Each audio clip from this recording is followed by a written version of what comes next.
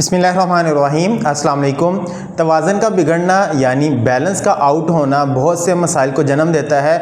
आज इस वीडियो में मैं आपको बैलेंस की एक्सरसाइजेज़ बताऊंगा जिनको करने से आप अपने बैलेंस को बरकरार रख सकते हैं, अपने तवाज़न को कायम रख सकते हैं और गिरने से बच सकते हैं। तो इस वीडियो में आप ये एक्सरसाइजेज़ जान सकेंगे। इस वीडियो का एंड तक पूरा देखिएगा, आपको बहुत ज़्यादा फ़ायदा होगा। बैलेंस की एक्सरसाइजेज़ बताने से पहले मैं यहाँ पर आपको उन वजूहात का बताना ज़रूरी समझता हूँ जिनको जहन में रखते हुए हम अपना तवाज़ुन कायम रख सकते हैं, अपने बैलेंस को बरकरार रख सकते हैं और गिरने से महफूज रह सकते हैं। सबसे जो बड़ी वजह है वो हमारे मसल्स की वीकनेस है। जब हमारे बॉडी के मसल्स वो वीक होंगे तो कुछ मसल्स का काम हमारे पोस्चर को मेंटेन रखना है। जब हमारे पोस्चरल मसल्स वीक हो जाएंगे तो उसकी वजह से हमारी बायोमैकेनिक्स डिस्टर्ब होगी और गिरने के चांसेस बढ़ जाते हैं। इसके साथ साथ बहुत से ऐसे इन्फेक्शन या ऐसे अमराज होते हैं जिनमें कानों के अमराज, जो हमारा वेस्टिबुलर सिस्टम है, जो हमारे जिस्म के बैलेंस को मेंटेन रखता है, अगर वो किसी बीमारी से, किसी इन्फेक्शन से मुतासर हो तो उसकी वजह से भी गिरने के चांसेस बढ़ जाते हैं। वो अफराद जिनकी बीनाई कमज़ोर होती है, ख़ास तौर पर जब वो रात को सोते में उठकर बैठते हैं, किसी हाजत के लिए वो चलते हैं, अगर कमरे में अंधेरा हो, उनकी बीनाई कमज़ोर हो तो किसी चीज़ से टकरा कर भी उनके गिरने के चांसेस होते हैं। इसके अलावा भी वो उनका बैलेंस आउट हो जाता है बीनाई की कमज़ोरी की वजह से। इसके साथ साथ ज़्यादा उम्र के अफराद ऐसी बहुत सी अद्वियात का इस्तेमाल कर रहे होते हैं, बहुत सी मेडिसिन ऐसी खा रहे होते हैं जिसकी वजह से उनको बैलेंस आउट होने के चांसेस का सामना करना पड़ता है। बहुत सी ऐसी एंटीसाइकोटिक ड्रग्स होती हैं, ऐसी न्यूरोलॉजिकल प्रॉब्लम्स हैं जिनकी वजह से वो मेडिसिन का इस्तेमाल कर रहे होते हैं और उन मेडिसिन के साइड इफ़ेक्ट की वजह से उनका बैलेंस आउट हो जाता है। इसके साथ साथ कुछ न्यूरोलॉजिकल कंडीशंस, कुछ ऐसी असाबी बीमारियां होती हैं जैसे कि फालज होना, किसी को राशा की बीमारी होना, तो स्ट्रोक में, पार्किंसंस के पेशेंट्स में गिरने के चांसेस बहुत ज़्यादा होते हैं। इसके साथ साथ वो अफराद जो पानी का इस्तेमाल कम करते हैं, जिनकी खुराक मतवाज़न नहीं होती, उनको भी गिरने के मसाइल का ज़्यादा सामना करना पड़ता है।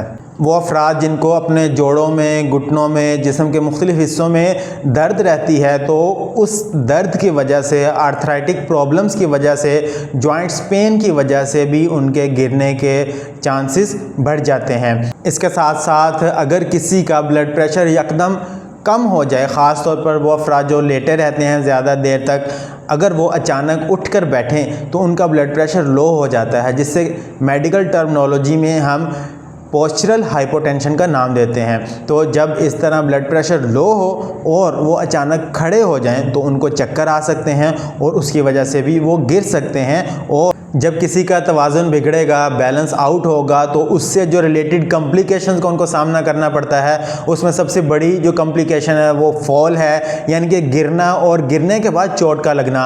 अक्सर गिरने से फ्रैक्चर के चांसेस होते हैं, हड्डियां टूट जाती हैं, स्किन के ऊपर नील पड़ जाते हैं, ब्रूजिंग हो जाती है और इसके साथ साथ मोबिलिटी कम हो जाती है। ऐसे अफराद जब गिरते हैं तो उनको गिरने के बाद दर्द की वजह से चलने फिरने में दुश्वारी का सामना करना पड़ता है। वो आसानी से अपने रोज़मर्रा के कामकाज नहीं कर सकते, उनको मोहताजी का सामना करना पड़ता है, यानी कि वो जो अपनी इंडिपेंडेंस के साथ, आज़ादी के साथ अपने रोज़मर्रा के कामकाज कर रहे थे, सीढ़ियाँ उतरना चढ़ना, घर में आना जाना, छोटे मोटे कामकाज करना, तो गिरने के बाद, तवाज़ुन के आउट होने के बाद, बैलेंस ख़राब होने के बाद उनके लिए ये काम करने में बहुत ज़्यादा दुश्वारी उनको का सामना करना पड़ता है। अक्सर ऐसे अफराद को गिरने के बाद चक्कर आना, यानी कि डिजीनेस, वर्टाइगो, इस तरह की अलामात का सामना भी करना पड़ता है। जब कोई ज़्यादा उम्र का बंदा या नौजवान भी गिरते हैं तो उनको गिरने के बाद अजीब किस्म की बेचैनी, डिप्रेशन, एंग्जाइटी, इस तरह की अलामात का सामना भी करना पड़ता है। ख़ास तौर पर बड़ी उम्र के अफराद को कोग्निटिव डिक्लाइन, यानी कि बहुत से जो नफ्सियाती मसाइल हैं वो उनको शुरू हो सकते हैं। तो ये वो कॉम्प्लिकेशंस हैं जो गिरने के बाद आमतौर पर मरीज़ों को सामना करना पड़ता है। बैलेंस की एक्सरसाइजेज़ की अगर हम बात करें तो ये एक्सरसाइजेज़ सेफ़ एक्सरसाइज हैं, आप घर पर आसानी से इनको परफॉर्म कर सकते हैं और अपने मसल को स्ट्रॉन्ग कर सकते हैं, अपनी कोऑर्डिनेशन को बेहतर कर सकते हैं, अपनी स्ट्रेंथ और एंड्योरेंस को बढ़ा सकते हैं और गिरने से और ये जो कॉम्प्लिकेशन है उनसे महफूज रह सकते हैं। बैलेंस को बेहतर करने के लिए, अपने तवाज़ुन को बरकरार रखने के लिए वन लेग स्टैंड या सिंगल लेग स्टैंडिंग एक्सरसाइज बहुत ज़्यादा फ़ायदेमंद है। आपने अपनी एक टांग को इस तरह से बेंड कर लेना है, घुटना 90 के एंगल पर बेंड होगा और इस पोजीशन को आप कोशिश करिएगा कि कम से कम 30 सेकंड रॉक कर रखें। उसके बाद आपने अपना पाँव चेंज कर लेना है और दूसरे पाँव पर भी इसी तरह आप बैलेंस करेंगे। आपके मसल की स्ट्रेंथ के लिए, आपके बैलेंस के लिए, आपकी कोऑर्डिनेशन के लिए, आपकी एंड्योरेंस के लिए सिंगल लेग स्टैंड एक्सरसाइज बहुत ज़्यादा फ़ायदेमंद होगी। बैलेंस को बेहतर करने के लिए, गिरने से ख़ुद को बचाने के लिए हम दूसरी एक्सरसाइज रिकमेंड करते हैं, उसको हम हील टो वॉक कहते हैं। आपने अपने एक पाँव के पंजे को दूसरे पाँव की एड़ी के साथ मिलाकर रखना है और एक स्ट्रेट लाइन में वॉक करनी है। स्लो वॉक करेंगे, स्ट्रेट लाइन वॉक होगी, हील टो वॉक। ये भी बैलेंस को बेहतर करने के लिए बहुत ज़्यादा फ़ायदेमंद है। हम पेशेंट को फॉरवर्ड वॉक करवाते हैं, इसी तरह हम उनको कमांड देते हैं कि आपने पीछे की तरफ भी चलना है। तो ये एक्सरसाइज आप घर पर करने से अपने बैलेंस को बेहतर कर सकते हैं। बैलेंस को बेहतर करने के लिए हम कमांड देते हैं कि आपने इस तरह वॉक करनी है जिस तरह आपने सर्कस में देखा होगा कि एक तनी हुई रस्सी के ऊपर लोग चल रहे होते हैं। तो आपने जैसे पहले एक्सरसाइज की थी कि अपने एक पाँव के पंजे को दूसरी पाँव की एड़ी के साथ मिलाकर रखना है और इसमें आपने अपने दोनों बाजुओं को फैला लेना है ताकि आपके बैलेंस को बेहतर करने के लिए आपके जो एंकल के लिगामेंट्स हैं वो प्रॉपरली काम करें। फॉरवर्ड वॉक और बैकवर्ड वॉक दोनों ही इस मकसद के लिए करवाई जाती हैं। इसमें टाइट रॉप वॉक हम इस एक्सरसाइज को नाम देते हैं। आपने इस तरह फॉरवर्ड और बैकवर्ड वॉक करनी है। बैलेंस को इंप्रूव करने के लिए, मसल की स्ट्रेंथ को बेहतर करने के लिए बहुत ज़बरदस्त एक्सरसाइज है। बैलेंस को बेहतर करने के लिए स्टैंडिंग मार्च एक्सरसाइज भी बहुत ज़्यादा फ़ायदेमंद है। आपने अपने घुटने को अपने हिप जॉइंट के लेवल पर लेकर आना है और अपनी टांग को आपने कोशिश करनी है कि 90 के एंगल पर सीधा रखें। होल्ड करिएगा जितना आप अपनी कैपेसिटी के मुताबिक कर सकते हैं। ज़्यादा उम्र के अफराद के लिए शुरू में 5 सेकंड भी करना मुश्किल होता है, लेकिन प्रैक्टिस के साथ आहिस्ता आहिस्ता वो ये टाइम पीरियड बढ़ा सकते हैं।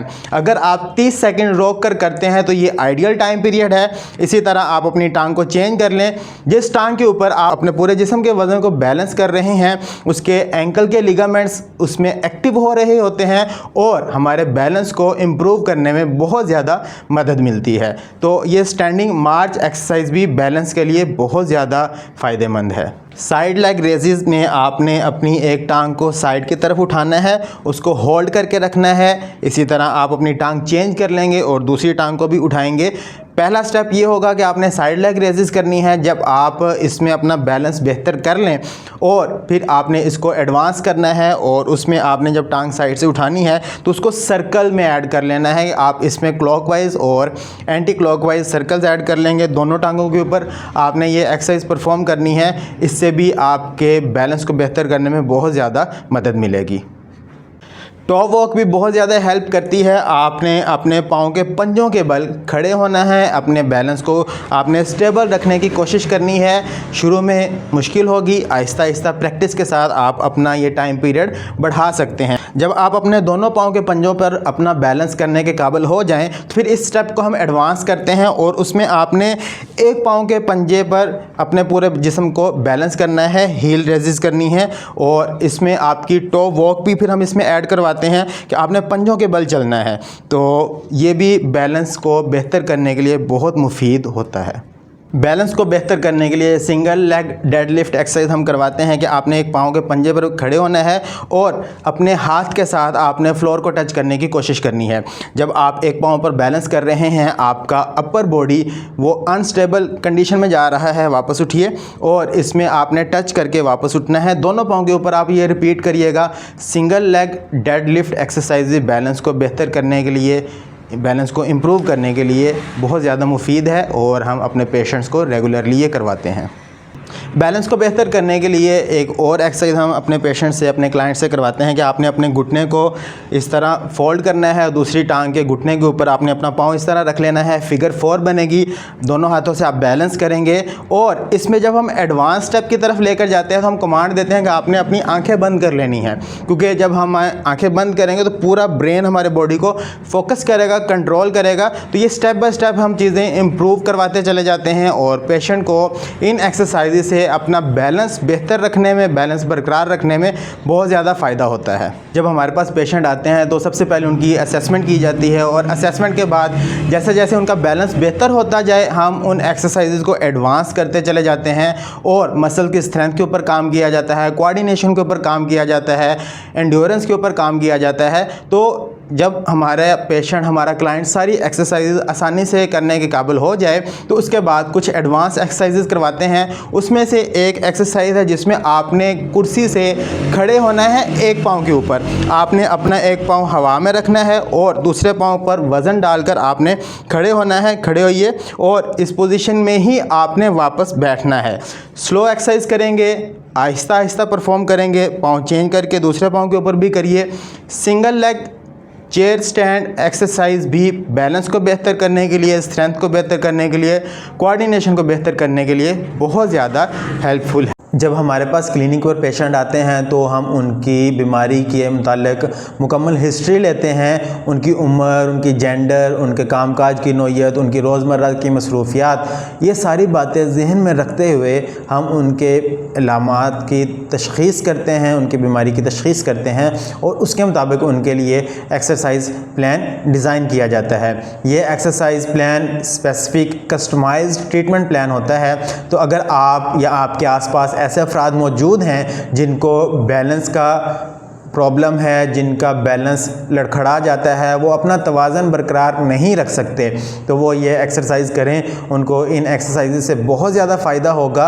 अगर आपको इन एक्सरसाइज के दौरान किसी किस्म का मसला दरकार होता है, मसले का सामना करना पड़ता है, तो आपको अपने करीबी फिजियोथेरेपिस्ट से ज़रूर मिलना चाहिए। अगर आप हमारे पास क्लिनिक पर तशरीफ़ लाना चाहते हैं या ऑनलाइन कंसल्टेशन लेना चाहते हैं तो दिए गए नंबर्स पर रब्ता करके आप अपॉइंटमेंट बुक कर सकते हैं। मैं उम्मीद करता हूं कि आपको आज की वीडियो पसंद आई होगी। आप कोई बात पूछना चाहते हैं तो कमेंट्स में पूछ सकते हैं। अपना फीडबैक देना मत भूलिएगा। अपना और अपने प्यारों का बहुत सारा ख्याल रखें, दुआओं में याद रखिएगा। अल्लाह हाफ़िज़।